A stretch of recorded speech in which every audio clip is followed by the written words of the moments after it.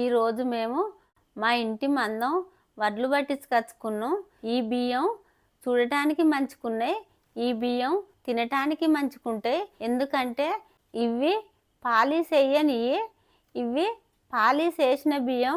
ఈరోజు వడ్ల గురించి, బియ్యం గురించి కొంచెం చెప్తాను, వినండి. ఎండాకాలంలో పండిన వడ్ల కంటే వానాకాలంలో పండిన వడ్లు పట్టించుకుంటే అవి నూకలు కావు. ఎందుకంటే ఎండాకాలంలో పండిన వడ్లల్లా ఎండలకు అందులో తేమ శాతం అంతా పోయి ఆ వడ్లు పట్టిస్తే ఇరుగుతాయి, నూకలు అవుతాయి. కాబట్టి మేము రైతులందరము వానకాలమే వడ్లుంచుకొని పట్టించుకుంటాం. ఇంకొకటి ఏంటిదంటే, కొత్తగా పట్టించిన బియ్యానికంటే ఆ బియ్యం కొన్ని రోజులు దాచిపెట్టి వండుకుంటే అందులో నీళ్ళ శాతం అంతా పోయి ఆ అన్నం పుల్లలు పుల్లలు మంచిగా అవుతుంది. అప్పుడే వండుకుంటే ఆ అన్నం మెత్తగా అవుతుంది.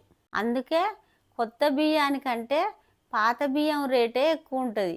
మేము బియ్యం పట్టించిన తర్వాత బియ్యానికి పురుగు పట్టకుండా ఏం చేస్తామంటే అందులో యాపాకు వేస్తాము, కొన్ని ఇట్లలో ఉప్పు వేస్తాము. ఉప్పేసి బస్తాలు సీలేసుకొని మేము దాచుకుంటాము. మళ్ళా బస్తాల చుట్టూ సుత చక్కెర పోస్తే చీమలు వచ్చి బస్తాలల్లో బియ్యంలో తిరిగితే అసలే పురుగు పట్టది.